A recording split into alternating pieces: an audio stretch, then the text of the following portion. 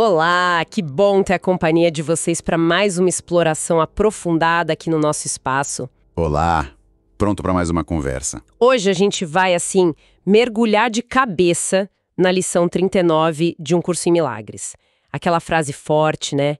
Minha santidade é minha salvação. Uma lição central, sem dúvida. E para guiar essa nossa conversa, vamos usar bastante os comentários, a análise do Kenneth Wapnick, lá do livro dele, Journey Through the Workbook. Que é uma referência excelente para entender a aplicação prática do curso, né? Sim, ele traz uma luz muito boa.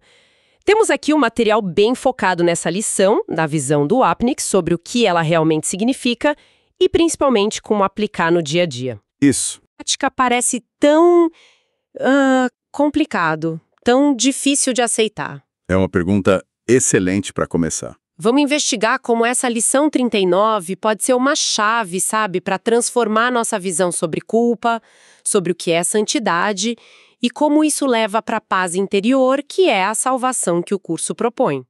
Bom, vamos dar uma olhada mais de perto nisso. Vamos lá. Logo de cara, uma coisa que o material destaca é essa ideia de que o curso em si é perfeitamente claro. A lição 39 mesmo diz isso, que as ideias são muito simples, muito claras e totalmente inequívocas. Mas aí a gente vai estudar e, bom, a experiência de muita gente é de dificuldade, né? De sentir que não tá pegando o jeito. Como que a gente junta essas duas coisas? Essa clareza e essa dificuldade? Pois é. Essa aparente contradição é um ponto de partida ótimo, e o Wapnick aborda isso logo no começo dos comentários dele sobre essa lição. A perspectiva dele, muito alinhada com o curso, é que a dificuldade na maioria das vezes não está na linguagem. Não é que o texto seja difícil por si só. Não é um problema de vocabulário, então? Não primariamente. A verdadeira barreira, segundo essa visão, é interna. É a nossa própria resistência. Resistência? Como assim? Resistência ao quê? Olha, de acordo com essa análise, a gente tem um investimento muito grande, embora quase sempre inconsciente, em manter o status quo, sabe? Em manter a nossa sensação de sermos indivíduos separados. A ideia de que o corpo é a nossa realidade e, o ponto crucial aqui para a lição 39, a nossa culpa. A gente meio que se agarra nisso. Mesmo que traga sofrimento. Mesmo que traga sofrimento. Porque é a identidade que a gente conhece, né? Então, quando o curso chega com uma mensagem do tipo você é santo, você não é culpado, sua realidade não é este corpo, isso ameaça essa estrutura toda que o ego construiu. E qual é a defesa mais comum do ego? Dizer que não entendeu. Exato. Achar tudo muito complicado, abstrato demais, isso não é para mim. É como se a mente dissesse, nossa, muito complexo, melhor deixar quieto. É uma forma de se proteger da mensagem. Faz todo sentido pensar na complexidade como uma cortina de fumaça, então. O material até cita o texto, né? Algo como, a complexidade é do ego, para obscurecer o óbvio. Isso mesmo. E também aquela ideia de que para Deus, que só conhece a unidade, a complexidade nem faria sentido, né? Como poderia haver complexidade na unidade perfeita? É verdade. E o Wapnick usa essa imagem que você falou, das nuvens de complexidade. Nuvens que nós mesmos criamos para quê? Para nos proteger da luz, da simplicidade, da verdade que o curso está tentando mostrar. Então a compreensão real não vem só de ficar analisando o texto intelectualmente. Segundo Wapnick, não vem primeiro daí. Ela começa a surgir quando a gente permite que a mensagem entre um pouquinho. Quando a gente baixa um pouco essa guarda, essa resistência inicial. Sabe quando você lê algo várias vezes e não entende? E de repente numa outra leitura parece que as palavras, sei lá, pulam da página? Sim, já aconteceu. É como se uma pequena aceitação interna, e se for verdade, abrisse a porta para a clareza intelectual vir depois. Primeiro vem essa abertura, e só depois entendi. Sem essa abertura, a tendência é ficar patinando na superfície, achando tudo difícil. Entendi. Então, o ponto-chave aqui, segundo essa visão, não é que o curso seja difícil, é que a nossa mente cria a dificuldade como defesa, para proteger essa identidade que a gente montou, baseada na separação e na culpa. Precisamente. É uma inversão importante de perspectiva. A dificuldade está na resistência, não no conteúdo em si. E falando em culpa, nossa, a lição 39 vai direto nesse nervo exposto, né? Ela já começa com essa afirmação poderosa. Minha santidade é minha salvação. E logo depois ela joga a pergunta: se a culpa é o inferno, qual é o seu oposto? Parece simples, né? Resposta óbvia. Sim, a resposta lógica, que o próprio título já entrega, é clara. O oposto da culpa, inferno, é a santidade, salvação. Mas o que o Wapnick acha interessante, e a própria lição sugere isso, é a hesitação que a gente pode sentir ao responder. A lição fala que talvez a gente hesite, que não responda com aquela confiança toda. E por que essa hesitação? Não é porque a pergunta é difícil. Não é. Segundo ele, a hesitação vem de uma dúvida muito mais profunda, muito mais visceral, digamos. Que seria o quê? A questão de fundo é: será que nós realmente acreditamos, lá no fundo da nossa mente, que a culpa é o inferno? Será que a gente experiencia a culpa como algo absolutamente indesejável, terrível? Ou será que secretamente a gente até acha alguma utilidade nela? Alguma função? Opa, aí a coisa começa a ficar, uau, bem desconcertante. Porque a análise do Wapnick vai fundo nisso, né? Ele traz aquela ideia do curso que é bem radical, de que, num nível muito profundo e inconsciente, a gente não vê a culpa como inferno. A gente quase vê como céu. É isso mesmo. É chocante, né? Mas é o que ele aponta. Ele menciona partes do curso que falam da nossa atração pela culpa. E aquela ideia ainda mais perturbadora, que o nosso medo real não é do sofrimento, da crucificação, mas sim da redenção. O medo da nossa própria santidade parece virar tudo de cabeça para baixo. Vira totalmente. Como assim, medo da santidade, medo de ser feliz, de estar em paz? Para nossa lógica consciente, parece absurdo. Mas pensa na lógica do ego, como o curso descreve. Se a minha identidade básica é eu sou um corpo separado, pecador, limitado, o que a culpa faz? Ela confirma essa identidade. Ah, entendi. A culpa diz, viu? Você errou, você é falho, você é esse ser separado mesmo. Exato. Ela me diz que eu sou o real como esse indivíduo separado. Nessa visão distorcida, a culpa me protege de olhar para outra possibilidade, a de que eu não seja nada disso, de que eu seja Espírito Santo uno com Deus.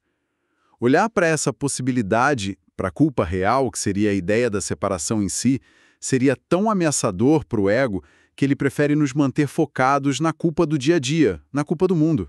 Então, a culpa que a gente sente por coisas pequenas funciona como uma distração da culpa maior, da ideia de ter se separado de Deus. E para manter a ilusão de sermos indivíduos. Precisamente. O Wapnick explora uma passagem do texto que descreve esse mecanismo complexo.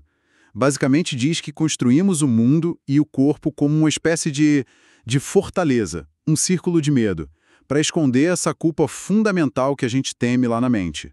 O corpo vira o portador das más notícias, né? A gente sente dor, doença, medo através dele. Ele é o mensageiro da culpa. Isso. Mas os olhos do corpo, segundo o curso, nunca veem a culpa em si, só os efeitos dela. A culpa parece a nossa base, a nossa realidade sólida, mas o curso diz que ela é, na verdade, um véu frágil. Um véu que some diante da luz da verdade, que é a santidade. Nossa! Isso muda tudo sobre como a gente vê nossa relação com o corpo. Então, a própria crença, eu sou este corpo, seria, na verdade, uma prova de que a gente não está totalmente convencido de que a culpa é o inferno? É uma forma de ver sim, porque se estivéssemos totalmente convencidos, buscaríamos a alternativa à santidade à mente com muito mais afinco, talvez. É por isso que o curso diz, nos comentários que o Wapnick analisa, que se a gente acreditasse mesmo que culpa é inferno, o livro todo seria óbvio. Nem precisaria de um livro de exercícios. Uau! E o Wapnick interpreta isso não como uma crítica, sabe? Não é para a gente se sentir mais culpado ainda. É um diagnóstico. Um diagnóstico amoroso, preciso, da nossa condição. A mensagem implícita seria: olha, você está resistindo a aprender isso aqui porque lá no fundo você ainda acha que a culpa te protege de alguma forma, é o seu céu, distorcido, e que a santidade te ameaça, é o inferno para o seu ego. Que loucura pensar assim, a gente tem medo da nossa própria luz. O convite, então, não é se culpar por ter essa crença maluca, mas trazê-la para a consciência, reconhecer, Acho que tenho medo disso mesmo. Reconhecer o medo da santidade. Sim, e entender que o amor à santidade que o curso fala não vem para destruir quem a gente é de verdade. Vem para libertar a gente da ilusão de ser algo que não somos. O Wapnick também vê nisso um chamado bem forte à humildade, sabe? Reconhecer que, sozinhos, presos nesse sistema de pensamento do ego, a gente não consegue sair. Precisamos de ajuda. Precisamos de um guia interno, o Espírito Santo, no vocabulário do curso, para mostrar o caminho de volta. É como admitir, eu não sei o que é melhor para mim. Me ajuda. Faz sentido. E como essa ideia de santidade pessoal, de resolver isso na minha mente, se conecta com o mundo lá fora? Porque a lição diz aquela frase enorme: sua santidade é a salvação do mundo. Como a minha santidade salva o mundo? A própria lição dá uma dica, né? Você não pode dar o que não tem. Aí entra um dos pilares do curso, a ideia de unidade. Na realidade que o curso chama de verdadeira, a do amor, do céu, da unidade com Deus e com todos, não tem diferença real entre ter, ser, dar e receber. É tudo a mesma coisa, porque tudo é um. No mundo da separação parece bem diferente. Totalmente diferente. Eu tenho, você não tem. Eu dou, você recebe. O curso diz que isso é parte da ilusão da separação. Ok. E como isso se aplica à salvação do mundo? A ênfase do curso é sempre aceite a correção na sua mente primeiro. Aceite a expiação, que a gente pode entender aqui como aceitar a correção da percepção, desfazer a crença na culpa, reconhecer a própria santidade para si mesmo, primeiro para você. A ideia é que não adianta sair por aí tentando salvar o mundo se a sua mente continua um campo de batalha de culpa e conflito. Lembrei daquela frase do texto sobre não poder ser um curador não curado. Exatamente essa. E a lição 39 ecoa isso perfeitamente. Um salvador deve ser salvo. Como mais pode ele ensinar salvação? Primeiro você tem que encontrar e aceitar a luz em si mesmo. Só depois essa luz pode naturalmente se estender. Então, aquela ideia de que, quando eu perdoo uma pessoa, na verdade estou perdoando todas, se encaixa aqui. Porque a separação entre eu e o outro, e entre eu e o mundo, é ilusória nesse nível mais profundo. Exatamente. A mudança real para o curso acontece sempre no nível da mente. A mente é a fonte da percepção. Foi na mente que a escolha pela culpa e separação aconteceu, e é na mente que a escolha pela santidade e unidade tem que ser refeita. Por isso a lição afirma que sua salvação é crucial para a salvação do mundo. Não são duas coisas separadas, entende? São a mesma coisa vista de ângulos diferentes. Tá, mas na prática como isso funciona? Eu mudo minha mente aqui e o mundo lá fora, sei lá, muda magicamente? Não é bem magicamente, mas é causal na visão do curso. Pensa assim, o mundo que a gente percebe é um reflexo, tipo um espelho, do estado da nossa mente. Se a mente está cheia de medo, culpa, ataque, ela vai projetar e perceber um mundo cheio de medo, culpa e ataque. Faz sentido? Uhum. Vejo que minha mente acredita. Isso. Agora, se a mente começa a aceitar a sua própria santidade, a escolher o perdão em vez do julgamento, a tentar ver com os olhos do Espírito Santo em vez dos olhos do ego, o que acontece com a percepção do mundo? Ela inevitavelmente muda. Como diz o curso, ideias não deixam sua fonte. A mudança interna se reflete externamente na nossa percepção. Ah, então não é que o mundo físico mude instantaneamente, mas a minha percepção do mundo muda. Exato. Não se trata de consertar o mundo físico lá fora como se ele fosse separado da mente. Trata-se de curar a mente que projeta esse mundo. É por isso que lições mais para frente, como a 132, chegam a dizer: não há mundo. O mundo que vemos é a projeção da crença na separação. Salvar a si mesmo é salvar o mundo porque no nível da causa que é a mente, eles são o mesmo problema com a mesma solução. Escolher a santidade em vez da culpa. Uau, isso dá uma dimensão totalmente diferente para a ideia de responsabilidade de mudança. A responsabilidade é pela minha própria mente antes de tudo, e a mudança real começa ali. É uma perspectiva radicalmente internalizada, sim. A salvação do mundo nessa visão não depende de ações externas heróicas mirabolantes, mas dessa decisão interna, consistente, de escolher a paz e o perdão, em vez do conflito e da culpa, momento a momento. Ok, acho que peguei a ideia central sobre santidade versus culpa e como a salvação pessoal e a do mundo estão ligadas na mente. Mas como a gente traz isso para o concreto, para o dia a dia? O que a lição 39 sugere como prática? O Apnik detalha bem as instruções práticas nos comentários dele. A lição é bem direta. Ela sugere começar o período de prática repetindo a ideia central: minha santidade é minha salvação. Guarda essa frase. Depois de olhos fechados, a instrução é bem específica. Não é para ficar esperando a paz descer do céu. É para buscar ativamente na mente por pensamentos não amorosos. Buscar o que está bloqueando a paz, então? Não esperar passivamente. Exatamente. Buscar o que está impedindo a percepção da santidade. E que tipo de pensamentos seriam esses? Não amorosos. A lição dá exemplos. Inquietação, sabe? Aquela agitação interna. Depressão, raiva, medo, preocupação. Pensamentos de ataque, mesmo que sutis, julgamentos, insegurança. Basicamente, qualquer pensamento que a gente percebe que não vem do amor, que não traz paz. E aí vem a afirmação-chave da prática. É desses pensamentos que precisamos ser salvos. Não das situações externas. Não das pessoas. Não diretamente. A salvação é dos nossos próprios pensamentos sobre as situações e as pessoas. É aí que está o inferno que a lição menciona. Isso é forte. A salvação é do que está dentro da minha cabeça. Exato. E a instrução é procurar por eles na mente, porque a nossa tendência é sempre projetar, né? Achar que o problema é o chefe, o trânsito, o governo. O foco em identificar especificamente os pensamentos não amorosos é crucial, porque são eles, segundo o curso, que formam essa barreira, esse véu que nos impede de ver a santidade que já está lá, que é a nossa natureza. E como usar as situações do dia a dia nisso? Aquela pessoa que me irrita, aquela conta que me preocupa. Perfeito. A lição sugere usar justamente essas situações, esses eventos ou pessoas que parecem ser os gatilhos desses sentimentos como material por exercício. Pega essa pessoa que te irrita, essa situação que te preocupa. Ok, peguei. E agora? Agora, a lição diz que ver esses gatilhos de um jeito diferente é imperativo para sua salvação. Não é uma sugestão, é tipo essencial.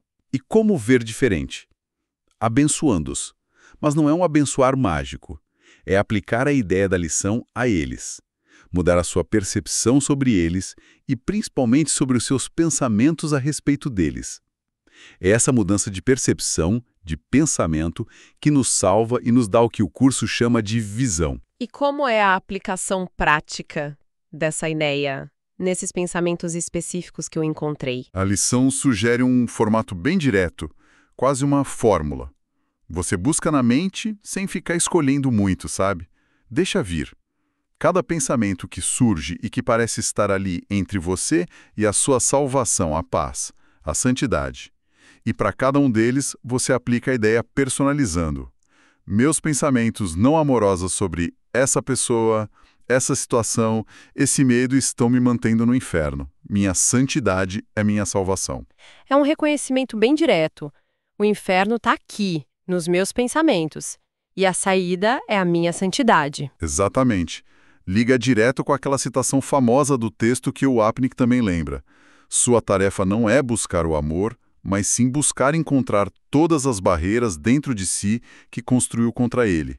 Os exercícios da lição são essa busca ativa pelas barreiras, os pensamentos não amorosos. É um processo bem ativo mesmo, de olhar para dentro e aplicar a correção na hora. E tem mais alguma dica prática que o Apnik destaca? Sim, ele ressalta como as instruções são gentis, flexíveis. A lição sabe que manter a concentração por muito tempo é difícil, ainda mais no começo. Então, ela encoraja períodos de prática mais curtos, mais frequentes, tipo 1 ou 2 minutos várias vezes ao dia. É melhor fazer isso do que tentar meditar por 1 hora, se frustrar e desistir, né? Faz sentido. Pouco e sempre. Isso. E também permite variar um pouco a forma exata de aplicar a ideia. Não precisa ser engessado, palavra por palavra, desde que o significado central, santidade é o oposto da culpa, e a salvação seja mantido. O Vapnik vê isso como uma introdução importante à ideia de forma versus conteúdo, que é super importante no curso.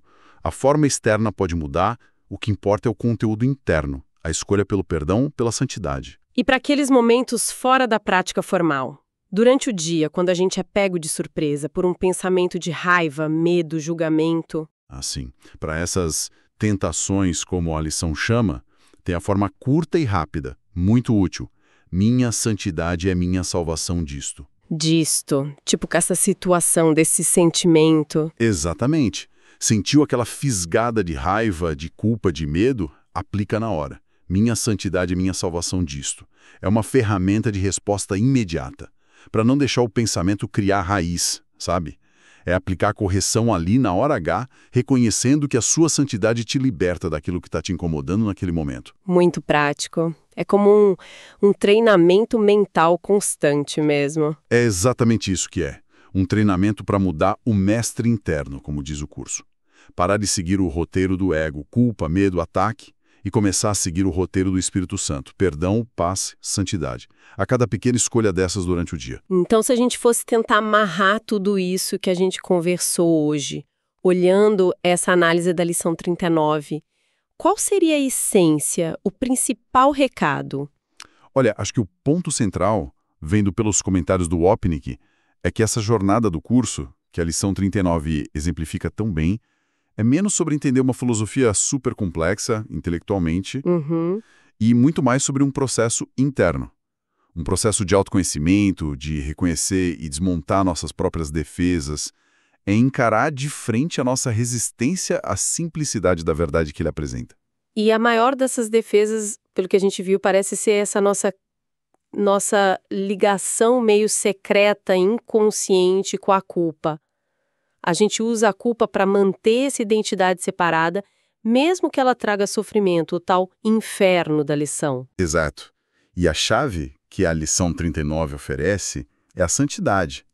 Mas não como uma coisa lá longe, uma meta moral que a gente tem que ralar muito para alcançar. É diferente. É a nossa natureza real, que já está aqui, agora.